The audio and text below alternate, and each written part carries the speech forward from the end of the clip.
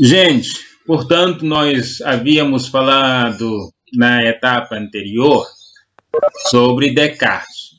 Para que a gente tenha um conhecimento verdadeiro, seguro, confiável, a gente tem que buscar isso aonde? Na razão, ou seja, na mente, na reflexão.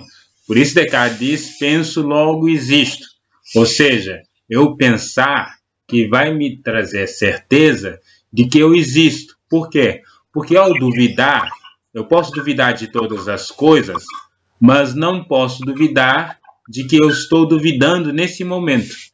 Então, significa que o ato de duvidar, que é o ato de pensar, me garante, me dá certeza de que eu existo. O conhecimento seguro, verdadeiro, só pode ser trazido pelo pensamento, né, pela lógica. E Descartes é um matemático. Descartes, sendo matemático, ele acredita, né, na lógica. E Spinoza também é considerado racionalista, e Leibniz. E esses racionalistas que negavam que os sentidos podem me dar um conhecimento seguro das coisas, porque Descartes vai dizer, o sentido ele é enganoso. Como podemos confiar em alguém, alguma coisa que nos enganou uma vez? Então, se o sentido me engana, por exemplo, eu estou aqui, né, no lugar fechado e eu colocar, né, um ar-condicionado, aqui não tem, né, e ar-condicionado e eu posso tocar em todas as coisas. Eu percebo que a maçaneta é mais fria do que a mesa, mas isso é apenas ilusão da minha percepção. Por quê? Porque estando todos dentro de um ambiente fechado, todos os corpos eles têm a mesma temperatura.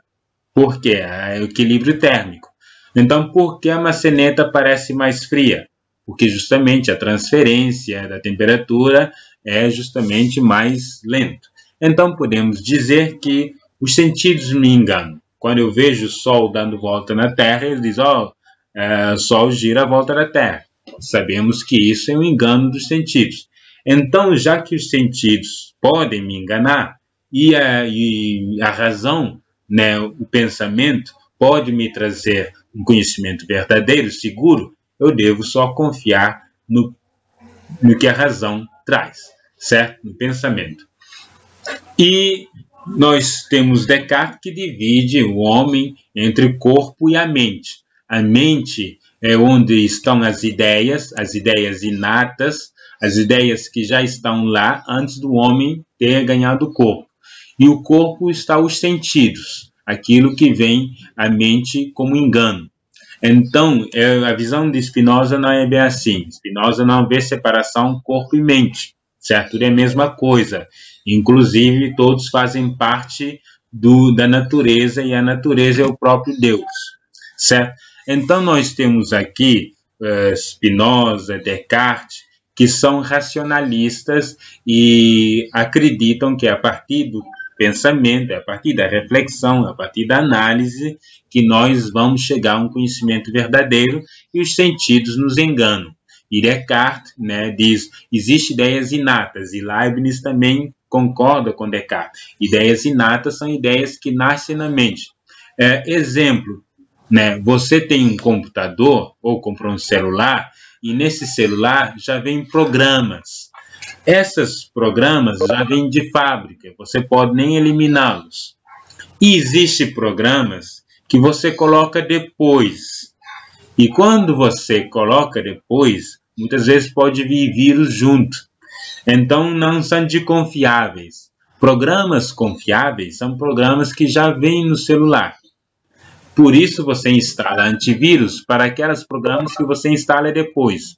Assim também a mente. A mente possui, né, seus programações, que Descartes vai dizer, inatas, ou seja, já vem de fábrica. São as ideias, como a ideia de Deus, né, que não vem pelos sentidos, as ideias matemáticas. Ninguém aprende matemática, você já nasce sabendo, e lá ele vai dar até exemplo, como Platão deu exemplo, aquele menino que já criança faz cálculos que nem os doutores de matemática faziam, né? Isso demonstra que esses nasceram matemáticos. Ou como aqueles tocadores de piano, que 5 anos, por exemplo, Mozart já tocava piano.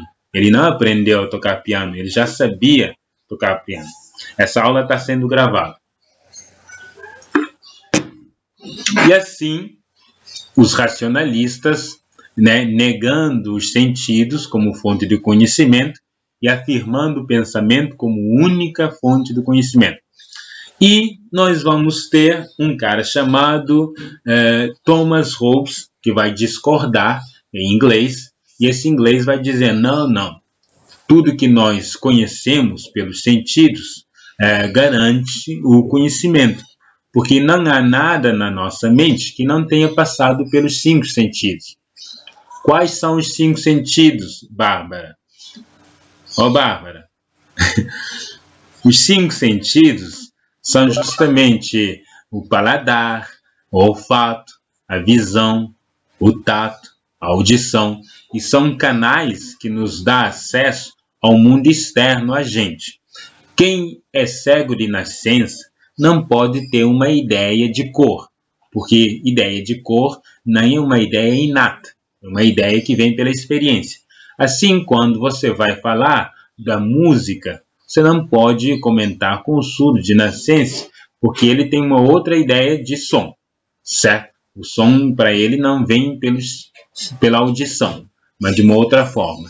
Então você diz, quando eu tenho um conhecimento apurado de uma coisa, é porque eu usei um determinado sentido. Por exemplo, eu tenho um conhecimento apurado dessa garrafa, porque eu vi ele, certo? Eu analisei. O cego tem outra forma de conhecer essa garrafa, a partir do tato, mais do que eu, no sentido de tato. Eles conhecem a espessura, só tocando essa garrafa, ele já pode descrever, né, tão profundamente quanto eu descrevo pela visão, certo?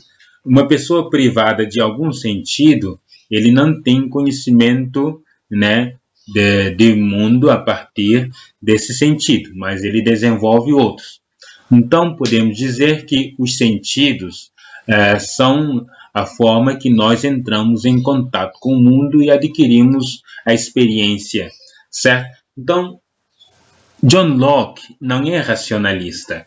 John Locke já é de outra corrente, oposto aos racionalistas, o que vai ser chamado de racionalista, certo? Então, Thomas Hobbes, sendo empirista, ele acredita que é os sentidos que garantem o conhecimento. Francis Bacon também é um racionalista que vai dizer, esse negócio de a razão é que traz o conhecimento, isso tudo é superstição, é crença. Mas é a experiência sensível, ou ele chega a criar passo a passo um método como se faz para fazer experiência sensível. Então, nós temos Francis Bacon, que é que é empirista, de Thomas Hobbes, que é um empirista, são gentes, né, filósofos, pensadores, que acreditaram que é somente pelos sentidos e não pela razão que o homem chega a um conhecimento seguro das coisas. E outro cara é chamado John Locke, também em inglês. John Locke vai dizer, nós nascemos como se fosse uma tábua rasa. O que é isso? Tábua rasa ou lousa em branco é quando está tudo não escrito e vai ser aos poucos preenchido, né? Então podemos dizer que quando você nasce com uma mente vazia, sem ideias. Não há ideias inatas, como Descartes falou. Segundo John Locke, para ele, nós primeiro nascemos com uma mente totalmente vazia de experiência, de ideias, de significados. Quando você saiu, né, da barriga, né, onde você estava lá no ventre da tua mãe, naquele conforto, tudo escuro, tudo silencioso, e certo dia as contrações, né, começaram a te expulsar. Você tem a primeira sensação de ser expulso, certo? Ser expulso da casa que você está morando de aluguel. E aí, você, ao ser expulso, você é recebido no mundo com muito barulho, com muita luz, né, batendo na cara, que a criança não está habituada a isso. E ainda o médico, né, o parteiro, taca a mão na criança para chorar.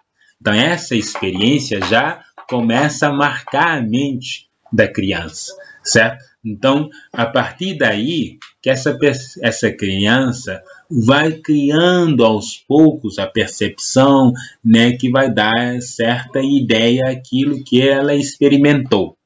Então, podemos dizer que essa tábua rasa, ela vai ser preenchida a partir do nascimento até a velhice, até a morte. Estamos sempre criando ideias, mudando de ideias, renovando ideias. Portanto, não há ideias inatas, segundo John Locke. Muito bem. Então, mas falou tanto de ideia inata. O que é ideia inata? Inata vem da palavra natus, do latim. Natus significa nascer, nascido, né? De natura, ou natureza, certo? E natus é nascer. Natus, daí há algumas palavras no português. Qual é a tua naturalidade, certo? Onde você nasceu. A nacionalidade também, o país onde nasceu. Ou renatus. Renato é aquele que nasceu de novo. Passou um sufoco e escapou, sobreviveu. Ou nonato. Nonato do latim, né? Non, não. Natus, nascido. Aquele que não nasceu do parto normal, mas nasceu da cesárea. Para os romanos, aquele que nasceu da cesárea não nasceu, certo? Foi arrancado. Muito bem. Agora eu vou dar um tempo para vocês fazerem perguntas, para ver se vocês entenderam, certo? Ou comentários. Diz aí, Samuel.